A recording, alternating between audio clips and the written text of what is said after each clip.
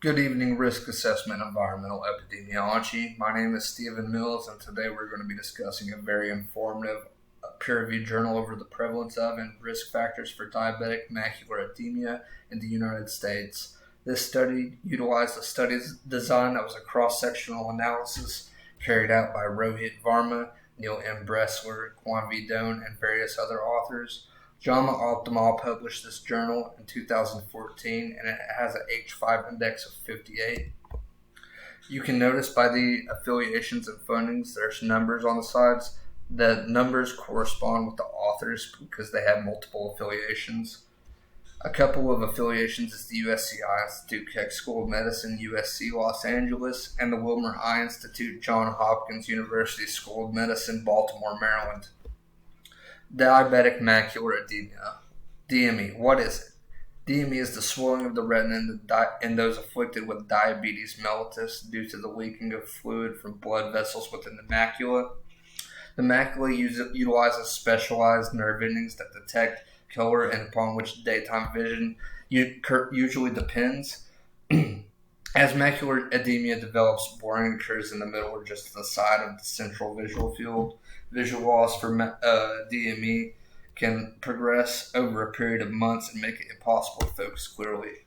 Approximately 347 million persons worldwide are afflicted with diabetes mellitus. The CDC reports 25.8 million people, 8.3% of the U.S. population had diabetes in 2010.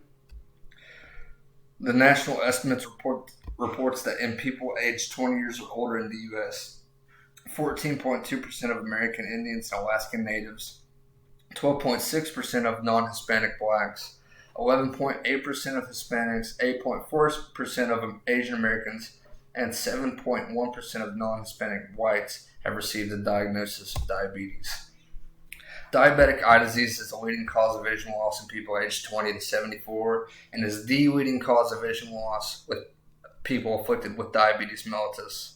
Although there are national estimates for prevalence of diabetic retinopathy or DR and its risk factors among people with diabetes, to our knowledge, there are no comparable estimates available for those with DME specifically.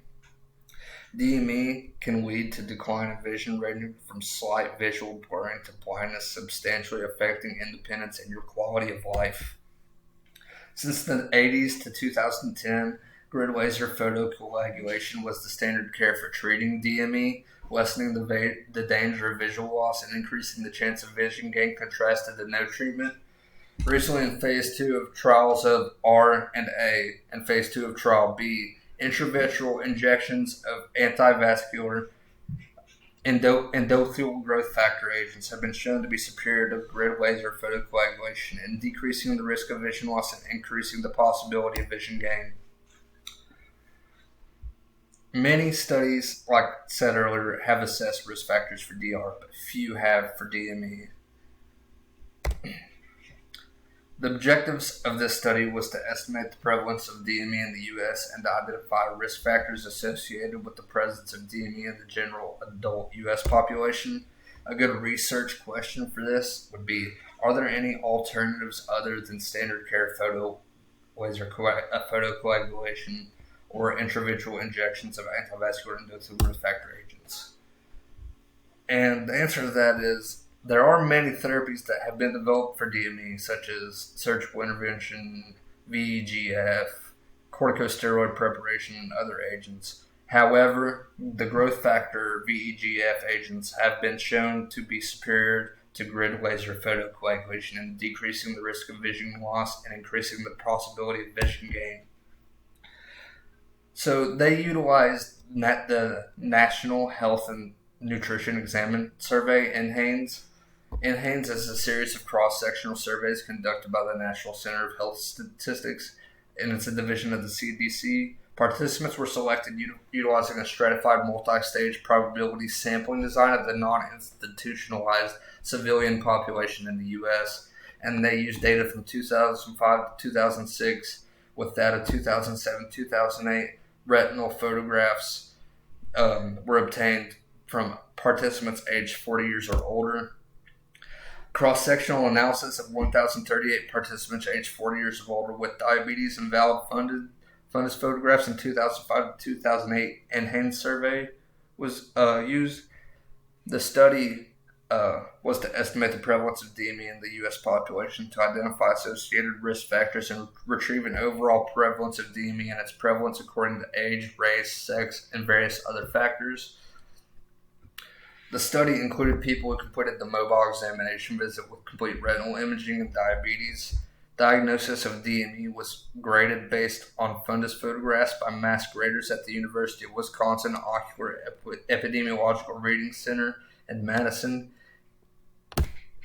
So there are many other key variables.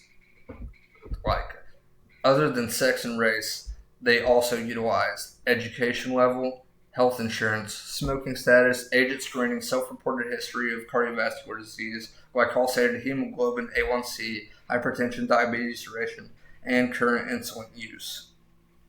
Measurements were recorded at a clinic during visitation, and they recorded BMI via height and weight, and HbA1c levels, and blood pressure. So factors associated with DME prevalence, they were evaluated using a multivariable logistics regression model for variables that included age, sex, education levels, and all of these, which I stated prior. The prevalence of DME was calculated overall by age group. Among those with diabetes, they also compared characteristics of persons with or without DME. The total of cases of diabetes, DR without DME, and DME estimated for the U.S. population by multiplying the prevalence of estimates from the enhanced survey with the total number of individuals aged 40 years or older in the 2010 U.S. Census. So, of the 1,038 people surveyed, 55 had DME with an overall weighted prevalence of 3.8%. The data corresponds to approximately 746,000 individuals aged 40 years or older in the U.S. population in 2010. The prevalence of DME in this analysis was highest among non-Hispanic Black individuals. That was 3 times higher compared to non-Hispanic whites. There are no clear differences in DME prevalence by age group or sex, however, in the population. This is a table showing the results for prevalence estimates of U.S. adults with diabetes aged 40 years or older. Like stated earlier, the multi-regression model was used. Non-Hispanics, Blacks were more likely to have DME with a 2 than compared to non-Hispanic whites with 2.64 odds ratio. Although the prevalence of DME was higher in Hispanic individuals than in non-Hispanic whites, there was no statistical significance with an OR of 1.96. Having diabetes from 1 to 10 years was associated with a higher prevalence of DME with a whopping odds ratio of 8.51. This table shows independent factors associated with prevalence of DME in the population with diabetes. As you can see, during diabetes duration, if you had diabetes 10 years or less, you're 8.5 times more likely to have DME. This shows prevalence of diabetic macular edema stratified by race, people aged 40 years or older during the enhanced survey. This is figure 2. It shows the estimated prevalence of diabetic macular edema by glycosylated hemoglobin A1C.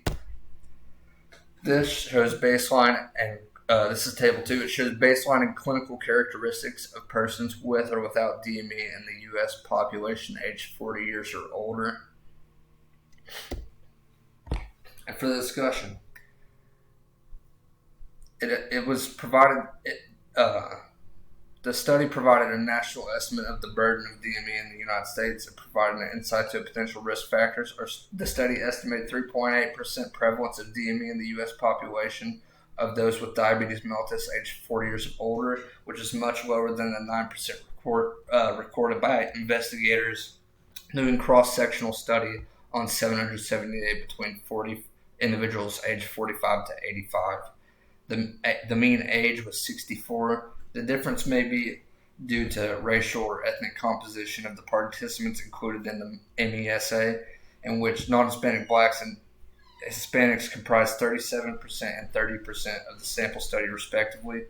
In the overall U.S. population aged 45 to 85, the racial distribution is as follows: non-Hispanic whites 74%, non-Hispanic blacks 10.5%, and Hispanics 9.6%.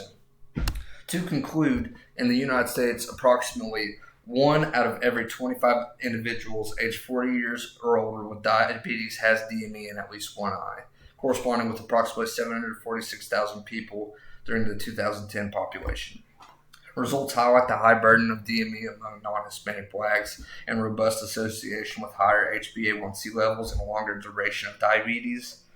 Recent treatment advances in reducing vision loss and preserving vision in DME. It is imperative that all persons with diabetes receive early screening for DME. This recommendation is even more important for those individuals at higher risk for DME. And here are the references I had used for this. And I hope everyone has enjoyed this presentation. Here's my contact information. I hope everyone has a good day.